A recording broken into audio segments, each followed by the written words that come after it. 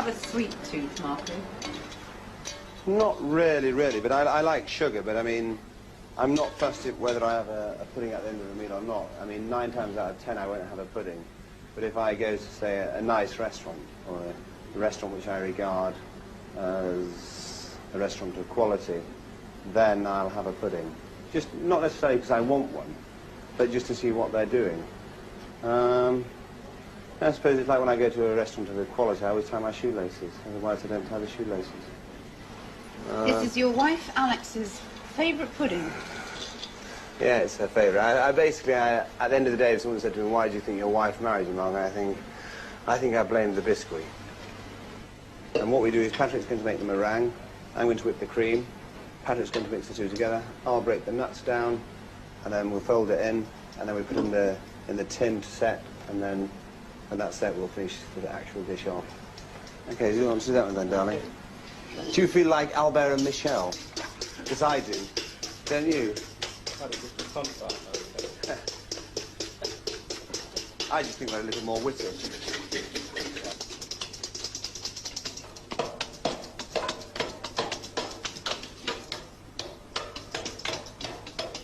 As you can see now, I'm actually breaking the nuts down and the sugar down.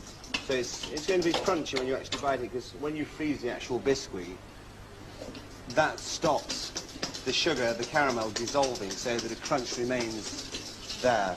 And so that's basically, at the end of the day, I mean, some people, they actually put it in a robo and pure it up, and as far as I'm concerned, you lose all that crunch, so I prefer to leave it. How do you negotiate your different tastes? I'll let Patrick answer that one. I'm smashing my nuts. You tell him, Patrick.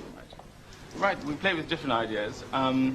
In so much the pyramid, which we will produce for you, it's basically started with Marco playing with a little bit of paper, cutting it into a shape. And I went upstairs and we said, what can we do with that? That's an interesting thing. I thought of this quite some time ago. So Marco's the architect and you're the builder? That's correct. And this is the little sort of sheets of crackling which Patrick created for this dish.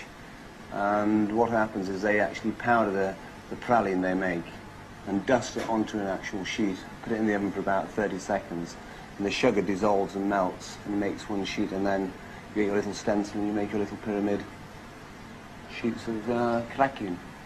Syrup of passion fruit, which is about 600 grams of passion fruit juice passed, about 200 grams of orange juice, which has been passed again, and about 200 grams of stock syrup, which actually is put into a pan, brought to the boil, skimmed, passed, and left to cool. And that's the final dish. If Nico complains, he's not going to get out alive, I can assure you that. What do you think, Patrick?